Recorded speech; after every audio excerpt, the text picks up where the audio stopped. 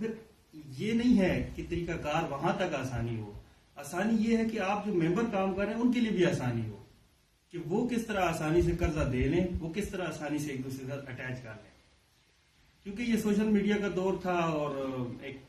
Multi media کا دور تھا, تو ہم نے اسی کا فائدہ اٹھاتے ہوئے ایک گروپ بنایا میسنجر پہ, جس میں ہم تمام دوست جو لوگ شامل ہوئے تھے انہوں نے آپس میں ایک دوسرے کو جو ویلنگ تھے ان کو شامل کیا.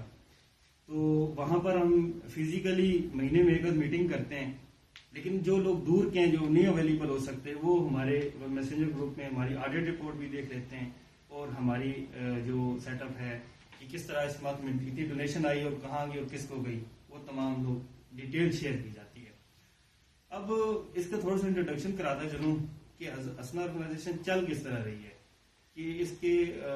اس کا جو بیسک رولز اینڈ ریگولیشنز کیا ہیں. اسنا آرگنائزیشن کا پرانا نام قرض اسنا تھا,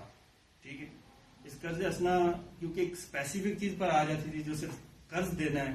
تو اس لیے جب ہم نے گورنمنٹ سے رابطہ کیا تو انہوں نے کہا کہ اگر اسپیسیفکلی آپ پھر صرف قرض پر ہی کام کریں گے, آپ اس کو ایجوکیشن یا غریب یا مسکین یا زکوٰۃ کسی اور چیز کے لیے یوز نہیں کر سکتے. تو اس لیے ہم نے اس کا نام ڈیٹیل ہٹا کے اسنا آرگنائزیشن کر دیا, تاکہ ہمارے پاس جس منتھ قرض نہ ہو اس سے ہم کسی غریب کی مدد یا ایجوکیشن ڈپارٹمنٹ یا میڈیکل ڈپارٹمنٹ کسی بھی ڈپارٹمنٹ میں ہم جو ہے وہ جا کے اپنی ڈونیشن وغیرہ دے سکیں. اس لیے ہم نے اس کو واضح کر دیا. اب پاکستان میں جو 3 طریقے رائج ہیں جو قرض دینے کے. سب سے پہلے قرض اسنا گورنمنٹ اگر دیتی ہے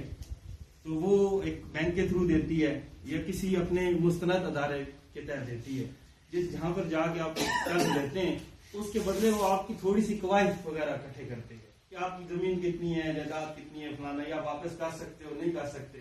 تو بلا سود کو ایک قرضہ جو ہے وہ حکومت دیتی ہے.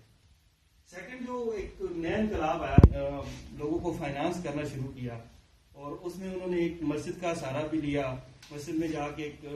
قرآن پہ یا جو بھی ہے بیٹھ کے شواہد اور قواعد کے ذمن میں یا جو شہادتیں ہوتی ہیں ان کے تحت لوگوں کو قرضے دیے جاتے ہیں, اور ایک حد تک ایک لمٹ تک دیے جاتے ہیں. سیکنڈ جو ایک انڈسٹری پچھلے دنوں بڑی زیادہ جو ہے وہ پڑھے لکھے جو پچھلے دنوں نیٹ ورکنگ ایک انڈسٹری بڑی مشہور ہوئی تھی, ٹھیک ہے. ہمارا جو بیسیکلی جو سسٹم ہے